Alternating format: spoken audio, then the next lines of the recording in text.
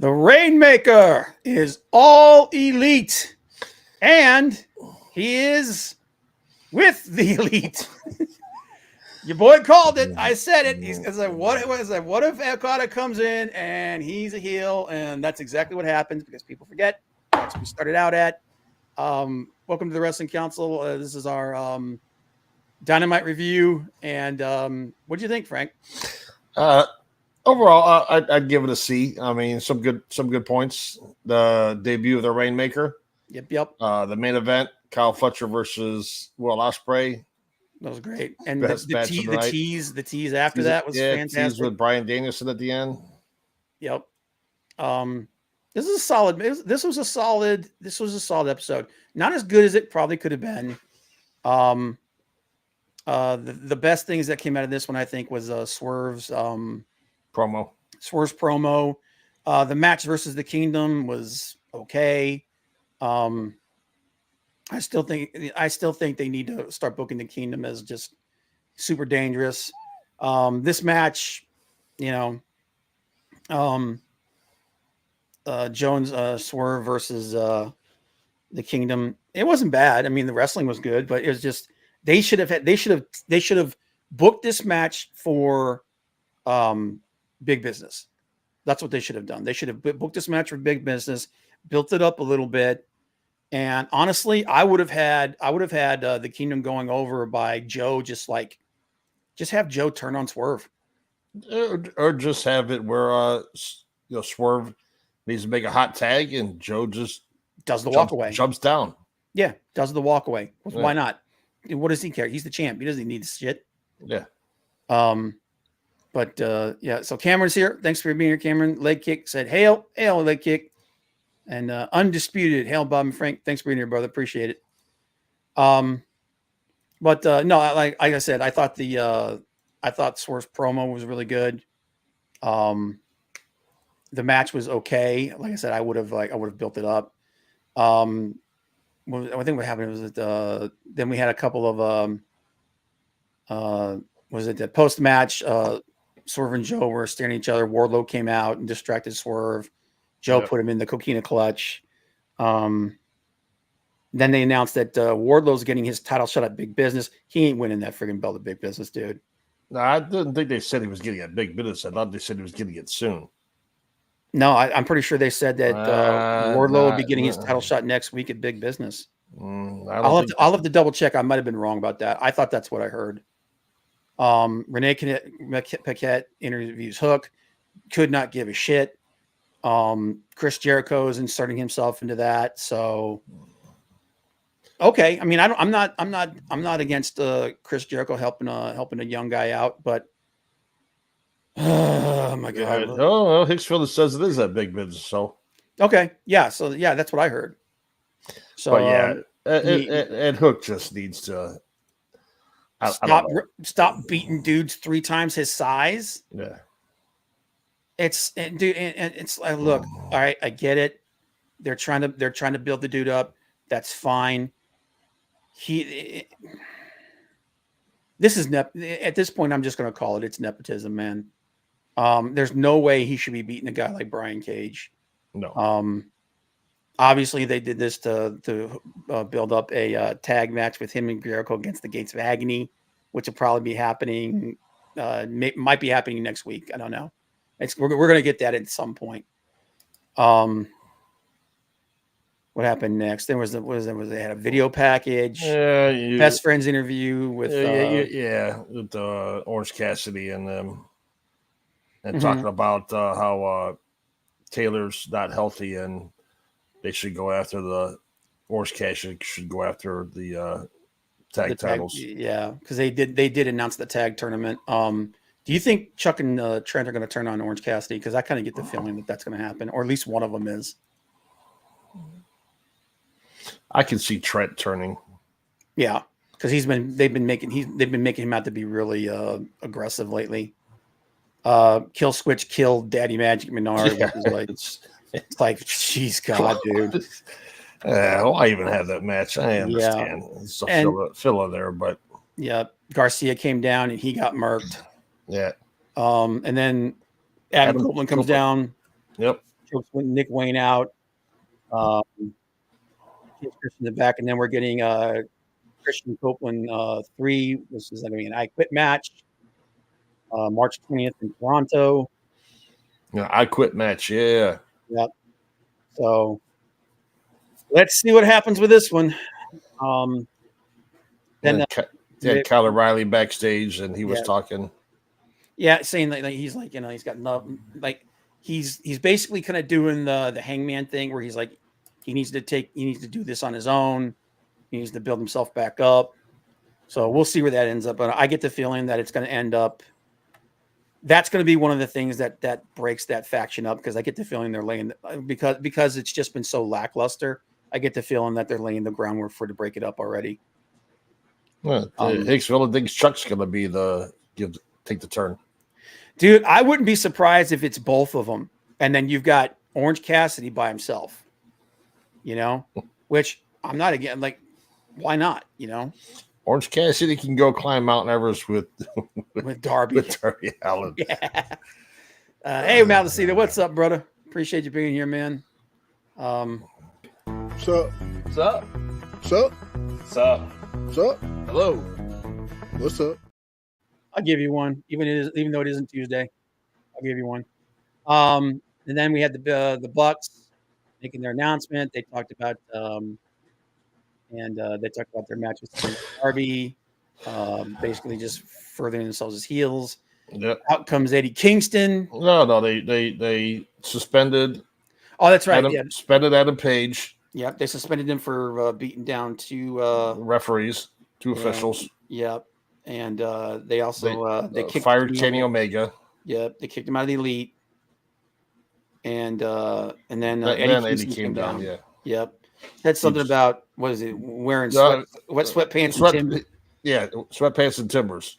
And sweatpants and Timbs. If you're gonna find me now and just throws money at him. Yep. And started beating him up, and then Okada's music hits. The Rainmaker comes down. He squares off with the Bucks, and he grabs Eddie and hits him with the Rainmaker. And the Bucks announce Kazuchika Okada is the newest member of the Elite. Your boy called it. And then they showered him with the money, like the Rainmaker Bucks or whatever they were calling it. They posed on stage. We got a recap of Ospreay versus Konosuke Takeshita. Then we got Chris Statler versus Riho. Look, I understand Riho is popular. She should not be beating Chris Statlander. She's like 100 pounds soaking wet. Dude, come on. Statlander looks like a freaking giant next to her. Okay. And I understand she was cultivated by Kenny Omega. She's Omega's girl.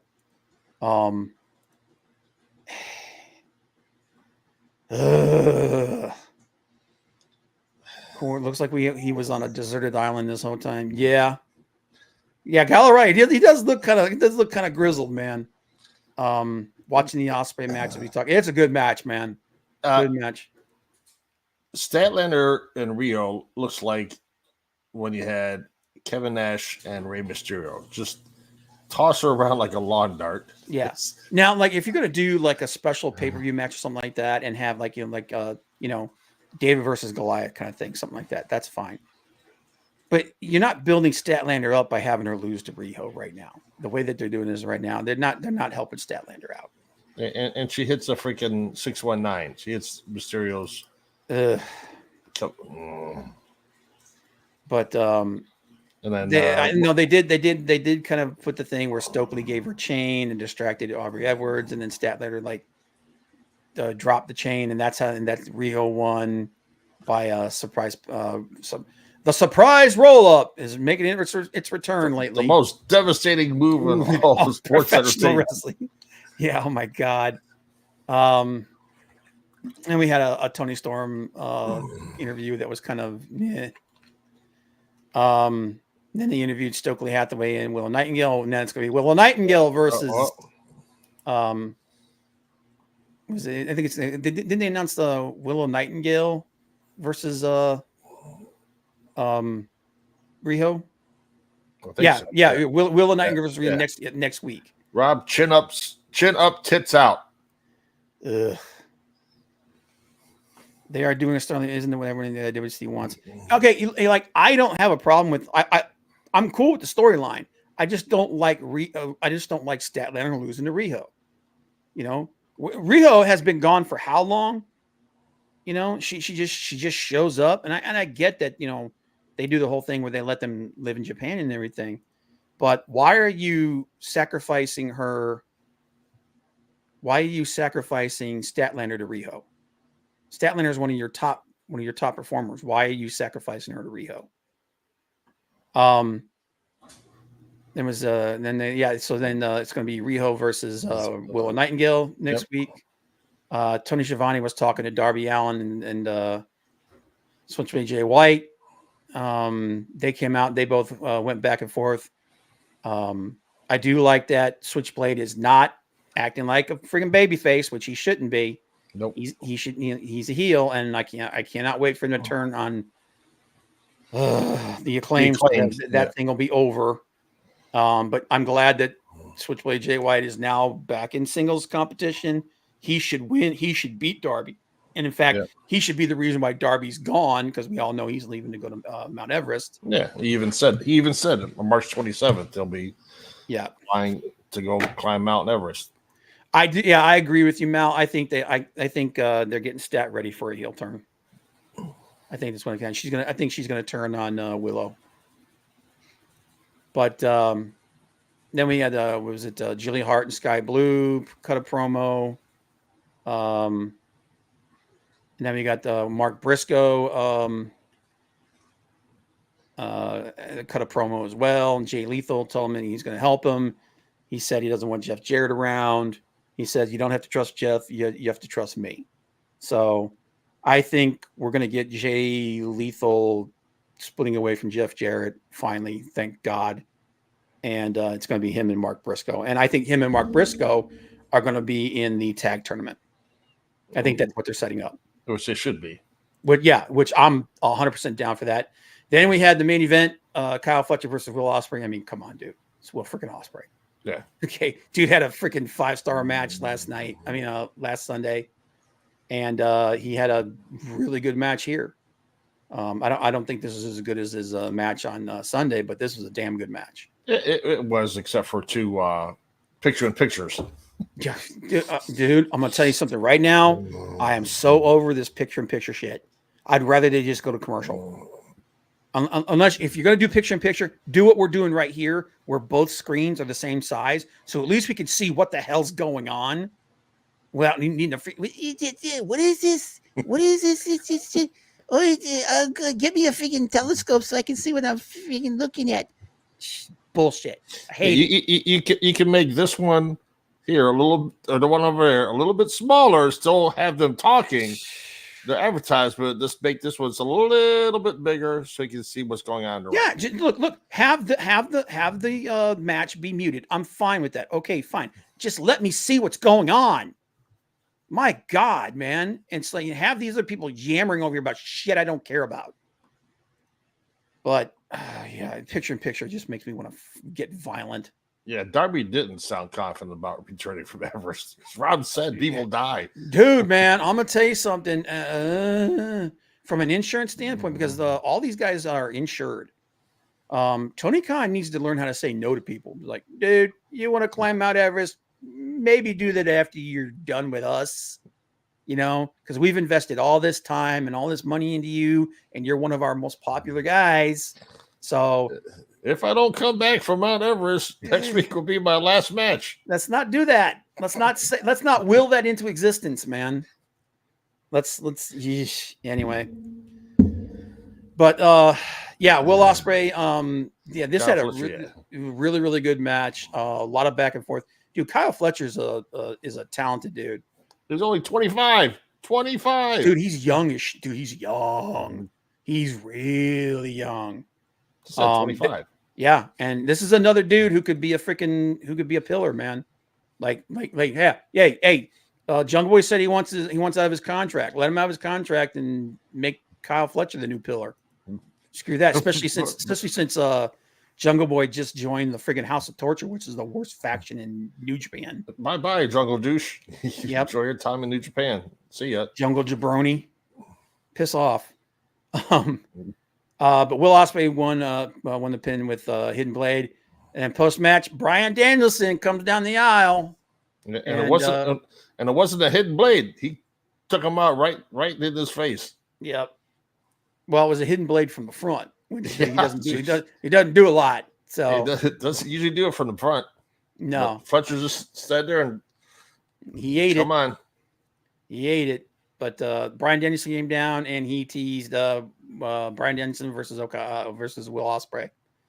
So I'm like, yes, please. Thank you. Yeah, please.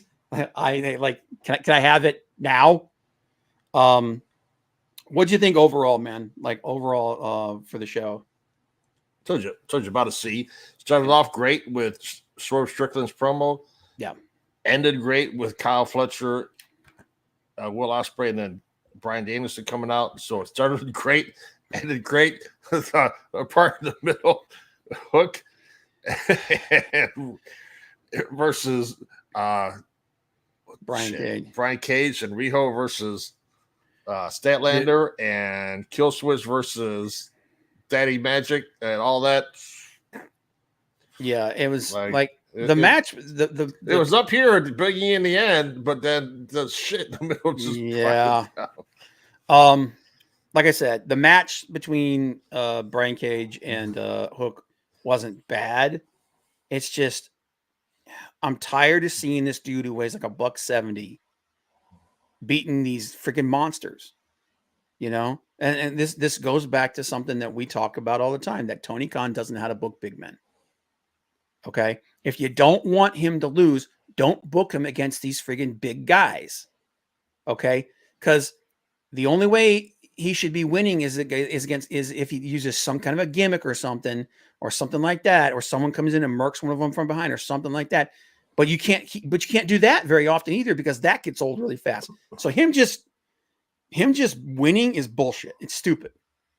Yeah. Okay, even when Ray would go up against these monsters, it was him digging around and just finding some gimmick or some way to take the monster down. They're just having Hook beat these guys. And it's like, no, man, it's not to mention the fact, like I said, he has no personality. And I'm just done. Either he gets on the gas, and I don't suggest this for a lot of people, but he needs it. Get on the gas, put on about 20 pounds of muscle so that at least you look like you could beat the shit out of people. And there you go, you know? I mean, but I feel bad for Brian Cage, man.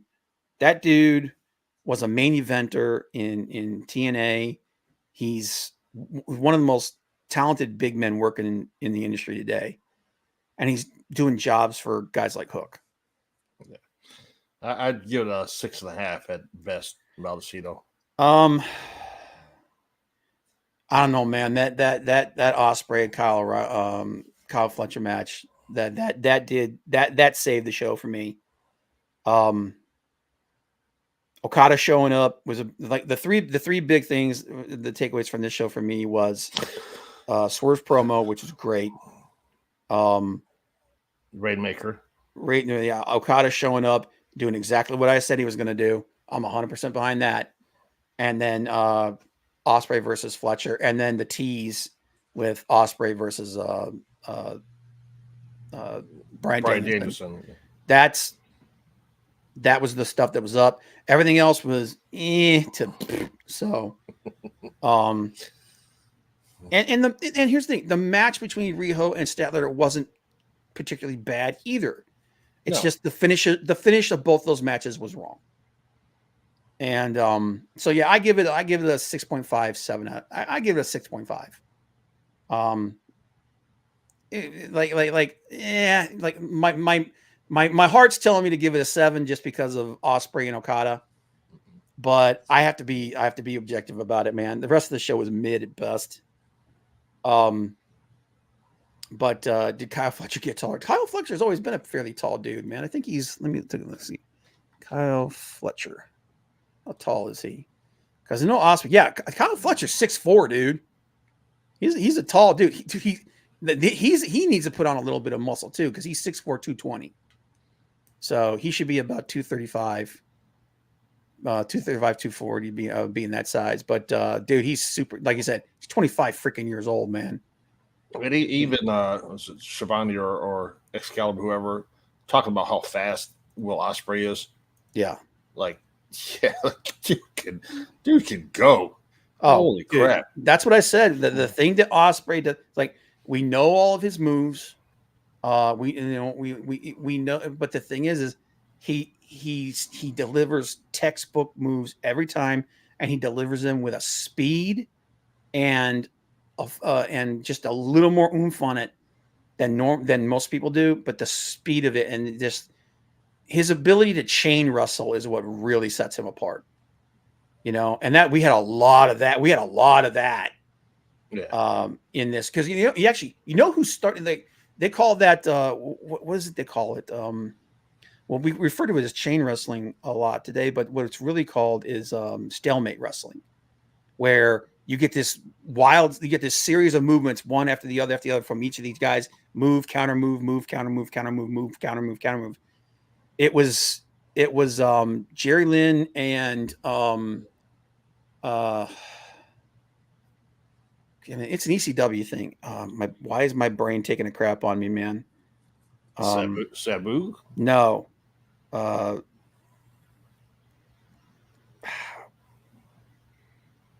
it RVD? RVD, yeah. Rob Van Dam. It was Rob Van Dam and Jerry Lynn that created that. That started it as an ECW thing. And it just caught on all over the place. But he does that pretty much better than anybody in the business today. And he's so dynamic, but at the same time, he learned how to tell a story in the ring. So you have Bryan Danielson. I mean, it's possible you have Bryan Danielson versus Will Ospreay next Wednesday. Oh my God. And Wardlow versus Joe and Okada out there with the Elite. Dude, if and Mercedes out there. Dude, if this doesn't create excitement for that show, I don't know anything else that will.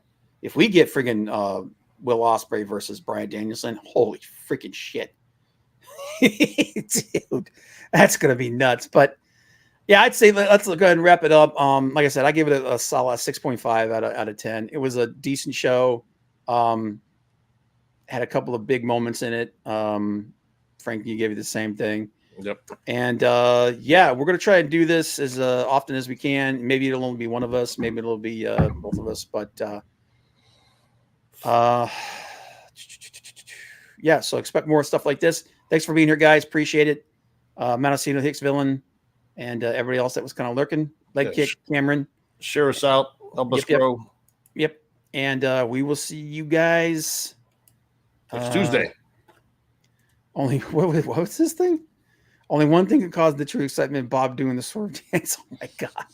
Yeah, we got to do that again with music. I'll fix it. Like I said, just need to cut it together and put the music to it. But all right, guys, appreciate you being here. Take it easy. We'll see you guys next time. Bye.